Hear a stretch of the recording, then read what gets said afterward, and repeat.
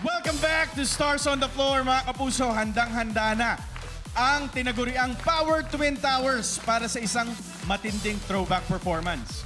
Ano kaya ang hinanda nila para sa atin? Let's watch this. Uy! For Faith and Zeus, open choreo plus Maria Clara at Ibarra.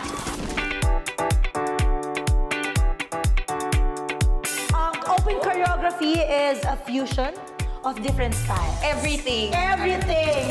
Paano ba dapat? No, I think more than anything, it's the connection from the team pa nga lang, di ba? Maria Clara at Ibarra. At alam naman natin, historically, napakabigat ng impact nito sa mga Pilipino. At nandito kami upang i-deliver yung story nila in a different form. Emotion ko, talagang mapapalaban yung acting skills ko dito. Ako ang pinakabagay para sa role na to. Ang pinaka-quiet, ang pinaka-demure dito sa GMA.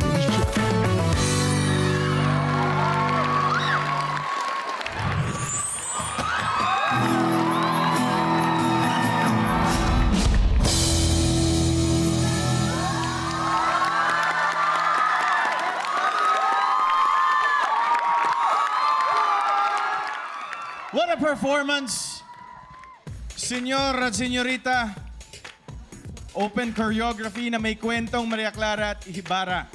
Hatid sa atin yan ni Faith at Zeus, of course, and sa ating dance authority. Teka. Sus, comentarios, por favor. Sí, vámonos. Sí, vámonos. Labanos? Sí, mamang. Ako nga, si Mamang. Okay. Pinay na Pinay beauty ka naman talaga, Faith.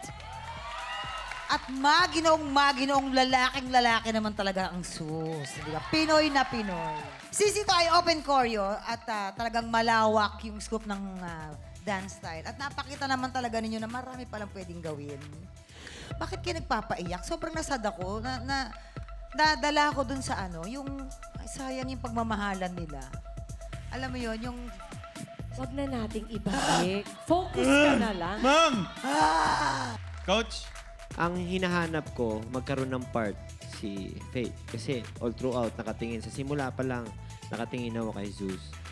Tapos nung nabaril ka, nagkaroon siya ng moment, buti na lang, binaril si Zeus. Joke lang. Lumabas yung pagka-dramatic actress mo naman dun, Faith. Yung Yeah. nung nawala si Sus. Ay! Ay! Yan.